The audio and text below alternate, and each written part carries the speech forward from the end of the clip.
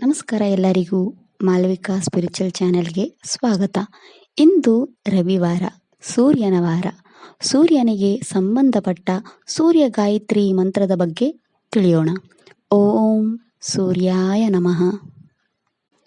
ಇದು ಸೂರ್ಯ ಗಾಯತ್ರಿ ಮಂತ್ರ.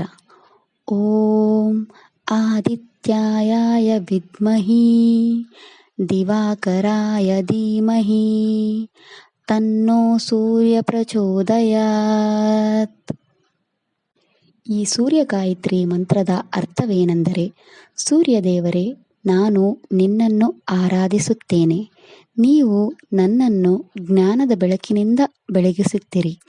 ದಿನದ ಸೃಷ್ಟಿಕರ್ತನು ನನಗೆ ಬುದ್ಧಿವಂತಿಕೆಯನ್ನು ನೀಡಲಿ. ಸೂರ್ಯದೇವ, ನೀವು ನನ್ನ ಮನಸ್ಸನ್ನು ಬೆಳಗಿಸುತ್ತೀರಿ. ಸಹಸ್ರಾರು ಕಿರಣಗಳನ್ನು ಹೊಂದಿರುವ ಸೂರ್ಯದೇವರನ್ನು ಧ್ಯಾನಿಸುತ್ತೇನೆ. ಸೂರ್ಯದೇವನು ನನ್ನ ಬುದ್ಧಿಯನ್ನು ಬೆಳಗಲಿ. ಸೂರ್ಯದೇವರ ಬಗ್ಗೆ ತಿಳಿಯೋಣ. ಹಿಂದೂ ಧರ್ಮದಲ್ಲಿ ಕೆಲವು ದೇವರು ಮತ್ತು ದೇವತೆಗಳನ್ನು ಇತರರಿಂದ ವಿಶೇಷವೆಂದು ಪರಿಗಣಿಸಲಾಗುತ್ತದೆ. ನಿಜ ರೂಪದಲ್ಲಿ ಕಾಣುವ ಸೂರ್ಯದೇವನು ಭೂಮಿಗೆ ಶಕ್ತಿ ಮತ್ತು ಬೆಳಕಿನ ಮೂಲವಾಗಿದೆ.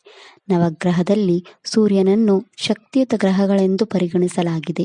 ಕೇಂದ್ರದಲ್ಲಿ ನೆಲೆಗೊಂಡಿರುವ ಸೂರ್ಯನು ಎಲ್ಲ ಗ್ರಹಗಳ ಪರಿಣಾಮಗಳ ಮೇಲೆ ಪ್ರಭಾವ ಬೀರುವ ಸಾಮರ್ಥ್ಯವನ್ನು ಹೊಂದಿದೆ. ಭಾನುವಾರವನ್ನು ಸೂರ್ಯದೇವರ ದಿನವೆಂದು ಪರಿಗಣಿಸಲಾಗಿದೆ. ಸೂರ್ಯದೇವರನ್ನು ಮಾನವ ಜೀವನದಲ್ಲಿ ಗೌರವ ಮತ್ತು ಖ್ಯಾತಿಯನ್ನು ಹೆಚ್ಚಿಸುವ ಅಂಶವೆಂದು ಪರಿಗಣಿಸಲಾಗಿದೆ.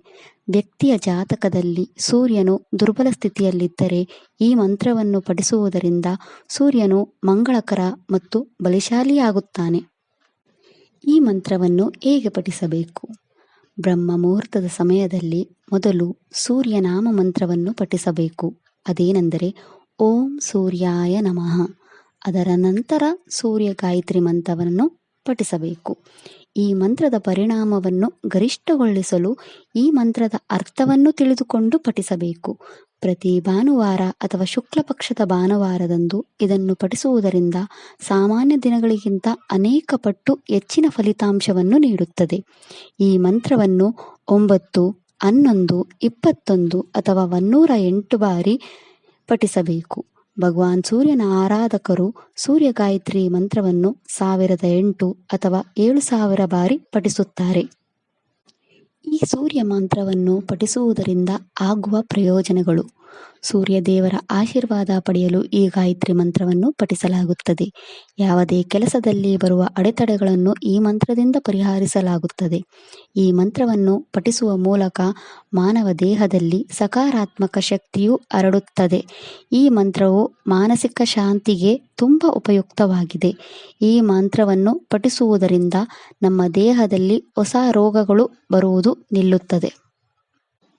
ಸೂರ್ಯನು ತಂದೆಯ ಭಾವಕರ್ಮದ ಮಾಲೀಕತ್ವವನ್ನು ಪಡೆದಿದ್ದಾನೆ. ಈ ಮಂತ್ರವನ್ನು ಜಪಿಸುವುದರಿಂದ ತಂದೆಯೊಂದಿಗಿನ ಸಂಬಂಧವು ಬಲಗೊಳ್ಳುತ್ತದೆ. ಈ ಮಂತ್ರವನ್ನು ಪಠಿಸುವುದರಿಂದ ಕಣ್ಣಿನ ಮತ್ತು ಚರ್ಮಕ್ಕೆ ಸಂಬಂಧಿಸಿದ ಸಮಸ್ಯೆಗಳು ಗುಣವಾಗುತ್ತವೆ. ಈ ಮಂತ್ರವು ಉತ್ತಮ ವ್ಯಕ್ತಿತ್ವವನ್ನು ನಿರ್ಮಿಸುತ್ತದೆ ಮತ್ತು ಜೀವನದಲ್ಲಿ ಉತ್ತಮ ಸ್ಥಾನವನ್ನು ನೀಡುತ್ತದೆ. ಈ ಮಂತ್ರವು ನಕಾರಾತ್ಮಕ ಆಲೋಚನೆಗಳು ಮತ್ತು ನಕಾರಾತ್ಮಕ ಶಕ್ತಿಗಳನ್ನು ತೆಗೆದುಹಾಕುತ್ತದೆ. ಈ ಮಂತ್ರವು ಶಿಸ್ತು, ಸ್ಥಿರತೆ, ಸಮಯ ನಿರ್ವಹಣೆಯನ್ನು ತಾರುತ್ತದೆ. ಈ ವಿಡಿಯೋ ಇಷ್ಟ ಆದರೆ ಲೈಕ್ ಮಾಡಿ, ಚಾನೆಲ್ನ ಸಬ್ಸ್ಕ್ರೈಬ್ ಮಾಡಿ ಮತ್ತು ಫ್ಯಾಮಿಲಿ ಮೆಂಬರ್ಸ್ಗೆ ಶೇರ್ ಮಾಡಿರಿ. ಓಂ ಸೂರ್ಯಾಯ ನಮಃ.